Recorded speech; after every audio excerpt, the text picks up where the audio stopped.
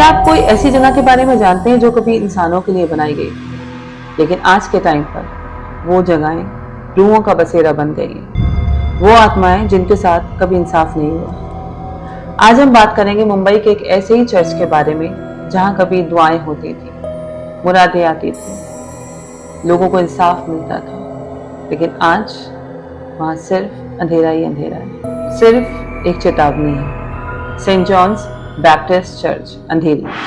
देखिए, खौफनामा में मैं जो भी आप लोग को स्टोरीज बताती हूँ, मुझे किसी ना किसी ने भेजी होती है। उसके बाद मैं उन चीज़ों का, अगर कोई जगहों के बारे में बताया जा रहा है तो उनका मैं पहले गूगल पे रेफरेंसेस देखती हूँ कि उनके बारे में गूगल में क्या दिया हुआ है। उसके बाद ही उन रेफरेंसेस के आधार पर, गूगल का रेफरेंस है और जो स्टोरीज होती हैं उनके आधार पर आपको मैं कहानी बताती हूँ। कभी कभी जगहों का नाम भी चेंज किया जाता है इंटेंशनली। तो अब आगे बढ़ते हैं अपनी कहानी में। ये सेंट जॉन्स बैप्टिस्ट चर्च 15वीं शताब्दी में बनाया गया था। ये एक कैथोलिक चर्च हुआ करता था। ये उस टाइम की बात है जब पोर्चुगीज मुंबई में अपनी जगह बना रहे थे। लेकिन एक वक्त ऐसा भी आया जब ये चर्च, जो दुआओं की जगह हुआ करता था, सिर्फ हॉन्टेड स्टोरीज का पार्ट बन गया। अंग्रेजों का जमाना था। ये चर्च में बहुत बड़े मास हुआ करते थे, लेकिन कुछ टाइम बाद धीरे धीरे करके मासेस बंद होने लगे, क्योंकि वहां के लोगों ने कंप्लेन करना शुरू करी कि उन्हें कभी कभी आसपास से किसी की आवाज, किसी की चीख सुनाई देती है, कोई फेंट सी जैसे कोई धुन गा रहा हो, कभी एक बेल सुनाई देती है। पहले तो ज्यादातर लोकल्स ने या वहां के लोगों ने इस बात को इग्नोर किया, लगा जैसे कोई अफवाह उड़ा रहा है। लेकिन कुछ लोगों ने जब अंदर जाके देखना चाहा तो जैसे ही वो अंदर गए, उन्हें एक ठंड का एहसास हुआ, एक अजीब सी ठंड, जैसे किसी ने हवा में बर्फ खोल दिया। लेकिन इस चर्च का हॉन्टेड होने का सबब इस इंसिडेंट से कई साल पहले का है। एक पुरानी पोर्चुगीज रिकॉर्ड्स में मेंशन है कि कई साल पहले, तकरीबन 18th सेंचुरी में, यहाँ पर एक प्लेग आया था। उस वक्त ये चर्च एक शेल्टर बन गया था उन लोगों के लिए जो तंदुरुस्त थे और प्लेग से बचना चाहते थे। चर्च के प्रीस्ट फादर एंटोनियो ने लोगों को अंदर लिया, लेकिन कुछ टाइम बाद ही चर्च ओवरक्राउडेड हो गया। रोटी खत्म हो गई, पानी खत्म हो गया और प्लेग थोड़े दिन बाद चर्च के अंदर तक आ गया। कहते हैं विदिन 10 डेज ऑलमोस्ट 60 लोग, इंक्लूडिंग बच्चे, औरतें, उस प्लेग की चपेट में आके चर्च के अंदर ही मर गए।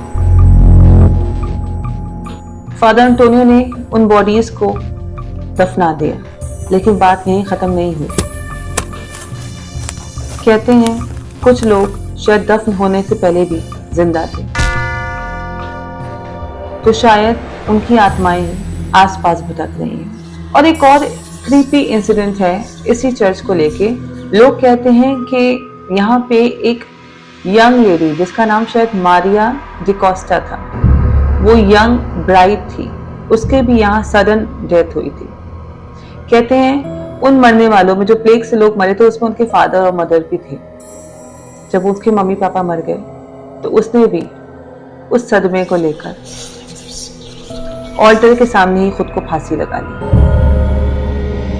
उसके बाद से ही यहाँ पे कई लोगों ने एक औरत की आवाज सुनी, एक औरत को ब्राइडल ड्रेस में घूमते हुए देखा है, जो कभी गाती है, कभी चीखती है, कभी सिर्फ उदास रहती है।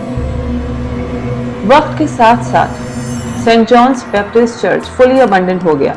अथॉरिटी ने इसे ऑफिशियली कभी हॉन्टेड तो नहीं डिक्लेयर किया, लेकिन फिर भी कहा जाता है कि यहाँ शाम के बाद आना मना है।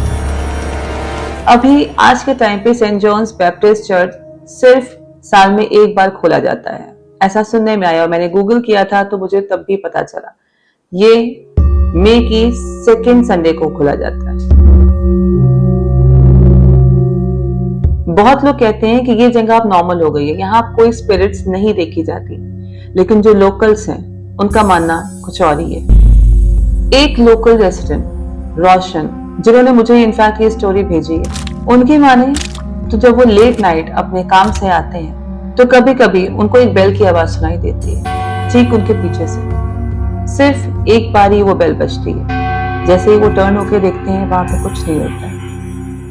कोई बेल नहीं, कोई इंसान नहीं। सेंट जॉन्स बैप्टिस्ट चर्च कभी भी ऑफिशियली हॉन्टेड डिक्लेयर नहीं हुआ, लेकिन जो लोग अंधेरी के आसपास, इस चर्च के आसपास रहते हैं, वो चर्च के पास आते आते अपने कदमों को थोड़ा तेज कर देते हैं। शायद ये उन लोग का वहम भी है, या फिर हो सकता है वहां अभी भी कोई स्पिरिट हो जो लोगों के इंतजार में, जो इंसाफ के इंतजार में। अगर आप कभी अंधेरी ईस्ट के सीप्स इंडस्ट्रियल एरिया से गुजरें और कभी एक बेल की आवाज सुने, तो समझ जाइएगा कि अभी भी कोई है जो इंसाफ का इंतजार कर रहा है, कोई है जो नहीं चाहता कि उसको भूला जाए। अगर आपको ये कहानी पसंद आई हो तो लाइक कीजिए और अपने व्यूज कमेंट बॉक्स में जरूर लिखें। अगर आप अपनी कोई कहानी, कोई ऐसा इंसिडेंट जो आपके साथ हुआ हो, हमारे साथ शेयर करना चाहते हैं, तो हमारा ईमेल आईडी डिस्क्रिप्शन बॉक्स में दिया हुआ है। अगर आप अपनी कहानी अपनी जुबानी दुनिया तक पहुंचाना चाहते हैं तो वॉइस नोट हमें भेजिए हमारे ईमेल आईडी पे। मैं अदा आपको सुना रही थी खौफनामा की एक कहानी। मिलती हूँ आपसे नेक्स्ट एपिसोड में, तब तक के लिए खुदा हाफिज, शब बखैर।